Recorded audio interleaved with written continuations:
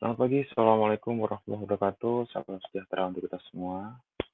Om Swastiastu, Salam, Namo Buddhaya. Salam kebajikan dan salam budi luhur. Rekan-rekan sekalian, apa kabar? Semoga tetap baik-baik saja, bisa beraktivitas bareng-bareng ya. Oke, di pertemuan kita sebelum UTS ini, saya akan tutup untuk materi Revolution in Military Affairs atau RMA.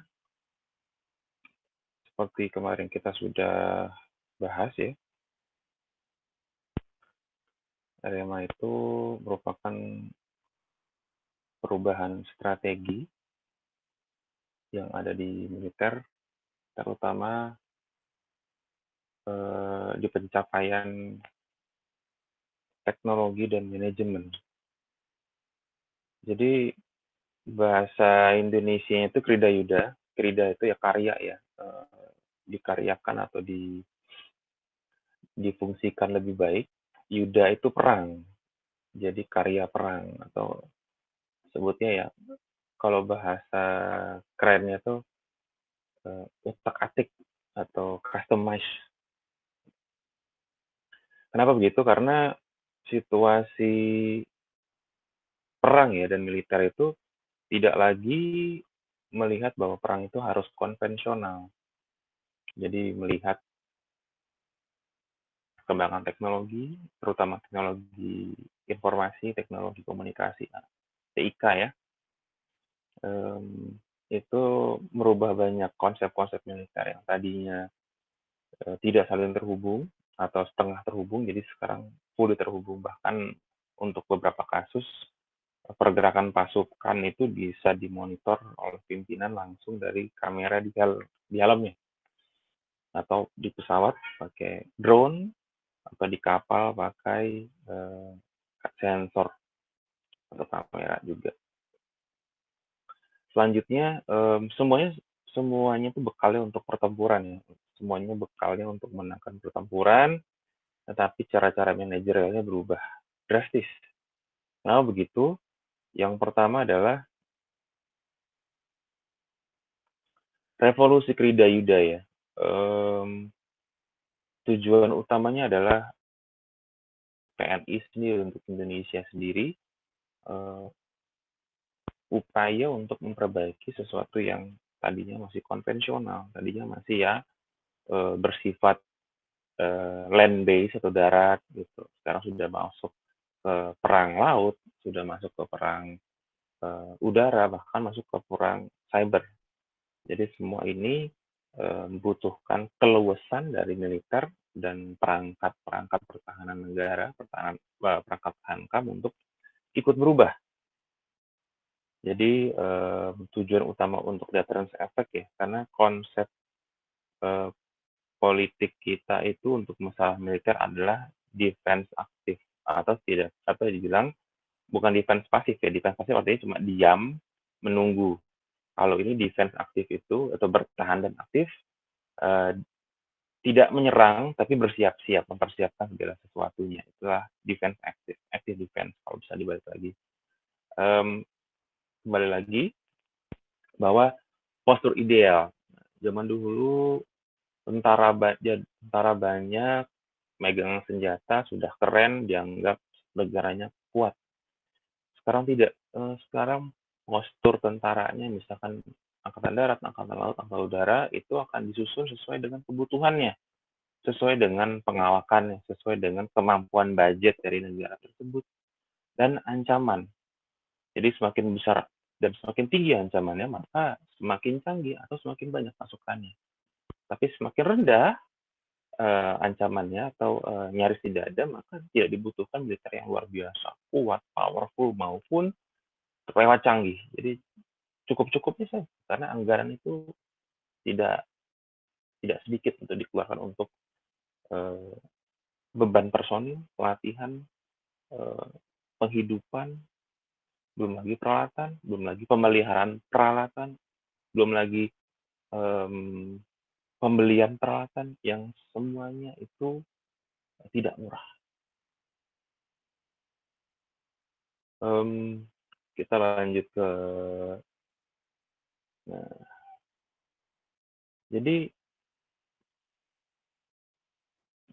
perang itu punya generasi. Ada generasi perang satu, 2, 3, 4. Sekarang masuk generasi perang kelima. Sistem pertahanan semesta Indonesia kenapa sih namanya Sishanta? Sishanta itu berpegang bahwa TNI adalah tentara rakyat. Atau dulu namanya ABRI adalah tentara rakyat. Nah, karena ABRI atau TNI itu berasal dari rakyat, maka jika sewaktu-waktu negara dalam bahaya, tugasnya TNI sekarang adalah melindungi rakyat, bukan melindungi rezim. Satu. Walaupun dia menjadi perpanjangan tangan dari rezim untuk hankam. Yang kedua adalah rakyat bisa ikut membantu sesuai dengan sejarahnya kita bahwa ikut bergerilya. Tapi bukan pakai bom beruncing, pakai segala macam kemampuan yang ada. Ya guru ya jadilah guru, melatih sesuatu yang dibutuhkan dengan keilmuannya. Atau menjadi misalnya punya keahlian teknik otomotif atau teknik metalurgi, teknik las misalnya, ya menggunakan kemampuannya itu untuk membantu terlaksananya suatu kegiatan. Baik itu perang maupun ya dalam bukan perang, non perang. Regionalisme dan ekonomi pertahanan. Kenapa ada regionalisme? Karena sekarang dipahami bahwa negara-negara itu tidak bisa hidup sendiri, tapi bikin kelompok, bikin tongkrongan di kompleknya, atau di wilayahnya, atau di region. ASEAN Indonesia dan negara kawasan punya ASEAN, terus ada naik lagi ada ASEAN plus 3, ada ASEAN plus 10, lalu ada kerjasama negara-negara Pasifik, baru bubar sih kemarin, gara-gara dibubarin sama Presiden Trump, lalu dan lain sebagainya. Jadi regionalisme itu atau geng lah istilahnya, geng komplek itu yang memang dibutuhkan. Terakhir ekonomi pertahanan. Jadi sifat-sifat barang pertahanan itu sekarang dual use. Ingat dual use. Kenapa dual use? Di RMA itu menyebutkan bahwa eh, membuat suatu item atau barang atau peralatan yang hanya bisa digunakan militer itu sia-sia karena biaya pengembangan itu besar. Walaupun ada saja teknologi yang bisa digunakan diambil dari barang militer tersebut. Maka sekarang dari tahun 60 banyak barang-barang militer yang bisa digunakan di kegiatan sipil.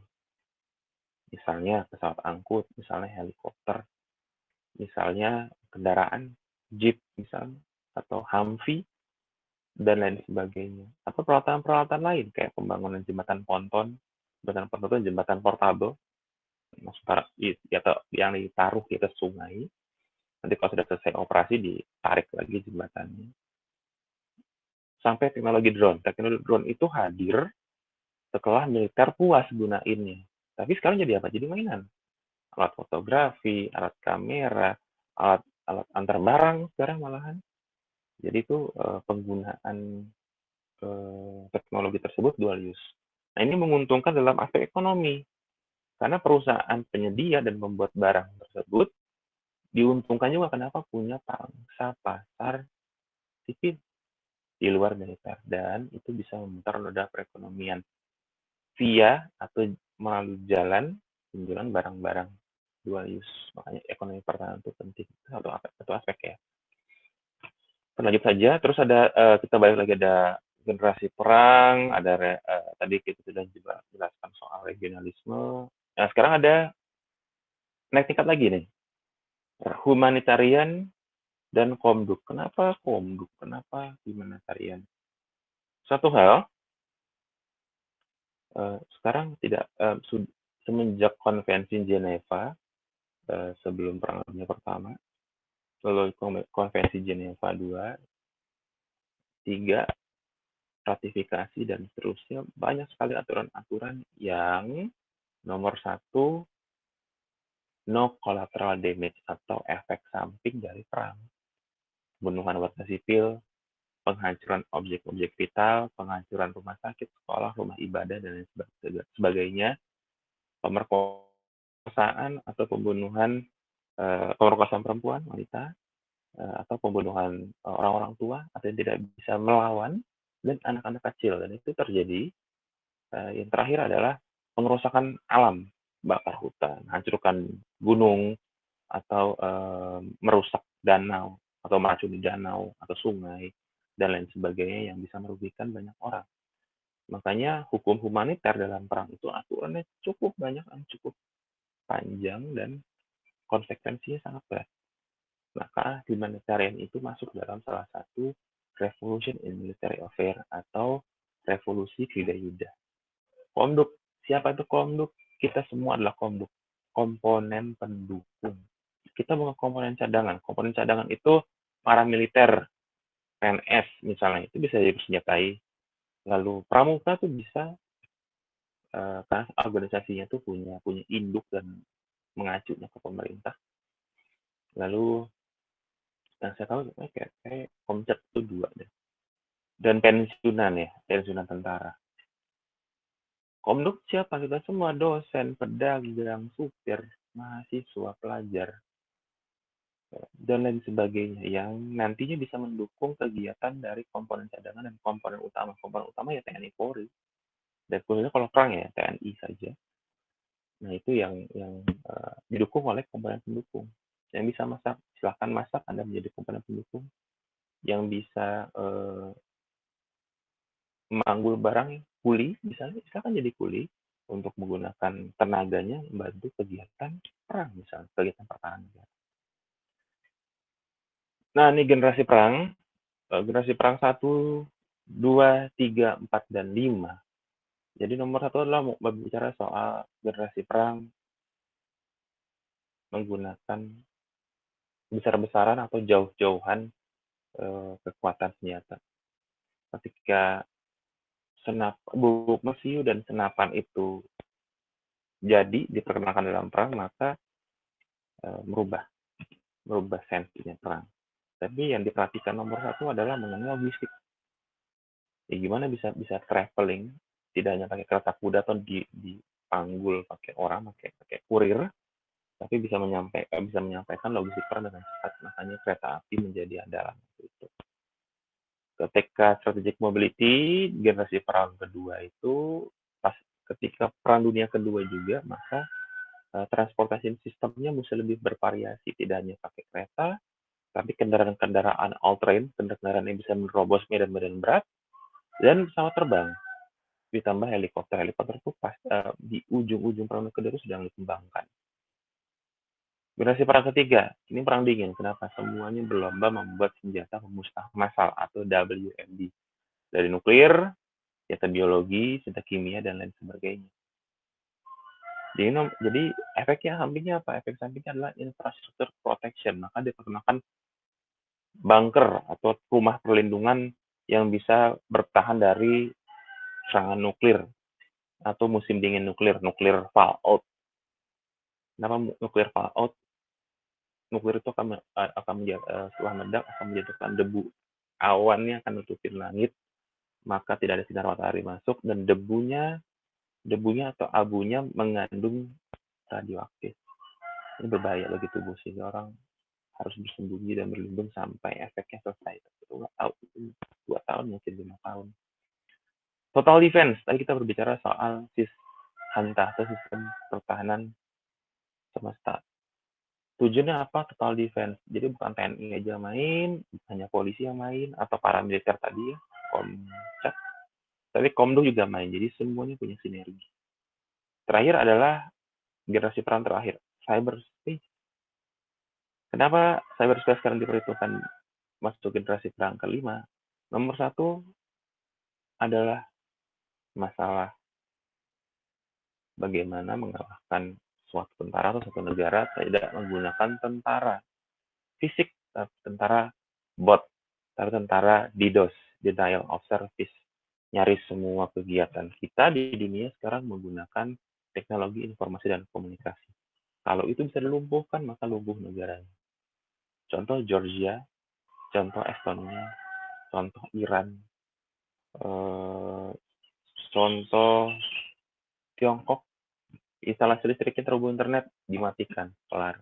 Contoh Iran, reaktor nuklirnya dikasih virus, gagal, nggak bisa ngambil listrik dari fusi uranium, pengayaan uranium di reaktor. Estonia, sistem transportasinya lumpuh dan sistem navigasi pesawatnya rusak gara-gara diserang hacker dari Rusia ketika Rusia itu menyerang Estonia. Sama kayak Georgia juga, Georgia lebih parah, sistem listriknya dan pembangkit listriknya terhubung internet dimatikan ketika Rusia aneksasi Crimea. Lanjut, kita skip dulu. Nah ini semesta satu tuh ibarat kata bahwa kita di mana sih? Komponen pendukung ini di mana posisinya? Itu warga negara, sumber daya alam, sumber daya buatan ya. Dia tuh sebagai buatan kayak barang-barang metalurgi dicampur alloy misalnya itu sumber daya alam buatan atau barang-barang yang tidak ada di alam tapi dihadirkan kayak plastik misalnya plastik nggak ada atau ban atau baut atau apapun yang memang bukan berasal dari alam tapi mesti diolah dulu jadi barang. Lalu kepakaran atau tenaga ahli dan profesi yang akan digunakan. Paramiliter siapa? Paramiliter itu ya Basarnas, BNPT itu rata-rata kan bukan militer, rata-rata sipil. SAR dan BNPB, Pramuka, PNS itu paramiliter, bisa dipersenjatai dan digunakan kekuatannya. Komponen cadangan nomor satunya adalah tadi PNS, pensiunan TNI Polri maupun Pramuka kalau tidak salah itu bisa dipersiapkan. Sedang komponen satunya, komponen utama adalah TNI. Semester 2 kita skip nanti setelah TS ya. Jadi kita ulang lagi nanti. Oke, kita masuk semester 3. Semester 3 itu Land, Air, Maritime. Perbedaan utamanya apa sih? Perbedaan utamanya dari sini adalah kekuatan udara dan kekuatan laut itu bisa digunakan, bisa ditopang oleh commercial fleet-nya. Jadi kalau butuh transportasi tentara, kekurangan pesawat transport, bisa minta bantuan pesawat komersil. Benar kan? Terus maritim apalagi bisa gunakan kapal-kapal komers, bisa gunakan kapal-kapal komersil, kapal-kapal niaga untuk membantu angkatan laut. Gitu. Dan bisa berdagang juga, barter. Itu dilakukan waktu dulu perjuangan pasca kemerdekaan karena waktu itu Indonesia masih diganggu oleh Belanda, maka kita melakukan barang-barang selundupan atau kontraband barang-barang dimasukin Indonesia. Itu ada komersial. Oke, bisa dilihat nanti kita ulang lagi nanti. Jadi kalau yang di sebelah kiri kalian, National Law, Anti-Law Terror itu sampai protokol 1 dan 2 Konvensi Jenewa, itu masuknya military operation other than war atau operasi militer selain perang. Kenapa? Pertama membantu untuk bencana alam. Yang kedua membantu untuk apa? Kerusuhan, serangan terorisme atau konflik-konflik horizontal. Pemberontakan dan insurgensi itu lebih ke gerakan pengacau keamanan. Yang main siapa? Yang main itu Kementerian Lembaga Sipil, polisi. Dibantu nantinya Joint Task Force dengan militer. Gitu ya. Sedangkan udah masuk protokol Jenewa sampai konvensi Jenewa itu mainnya semua militer. War. Nah begitu, karena konfliknya konflik government to government, soldier to soldier. Kecuali belligerency. Belligerency itu lebih mengarah ke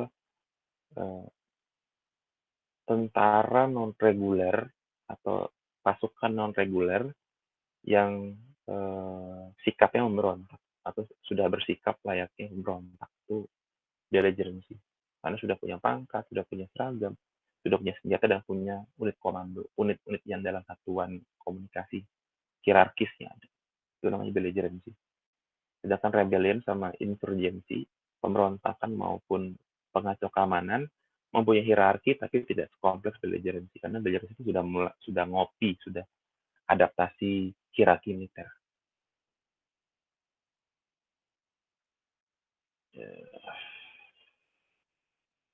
Sekedar globalnya sih kita hapus saja ya. Tapi saya naikkan ini karena kompeten, karena masih masuk. Diperkirakan US punya krisis 2011 sama Tiongkok naik. Tiongkok benar naik 2011. Tapi US krisis utangnya baru tahun ini. Kompetisi regional. India, Australia, kurang Jepang sebenarnya tadi masukin. Terakhir Indonesia seperti apa maunya? Soft balancing sama defensive realism. Apa tuh defensive realism? Artinya kita secara sadar kalau tahu tetangganya itu punya macam-macam senjata, kita harus siapkan senjata juga. Tetangga itu bersikap tidak netral atau bermusuhan dengan Anda, maka Anda persiapkan diri untuk menahan atau setidaknya bisa membela diri kalau tetangga Anda hostile, artinya membahayakan diri Anda. Sampai di sini RMA kita kali ini, nanti akan saya persiapkan form untuk UTS. Nanti UTS-nya modelnya adalah komentar review singkat. Nanti materinya akan saya taruh. Kalian bisa bikin analisis kecil-kecil dan ada tata aturannya untuk membuat review tadi. Demikian rekan-rekan, terima kasih telah bergabung ke kelas saya, kelas Polkam.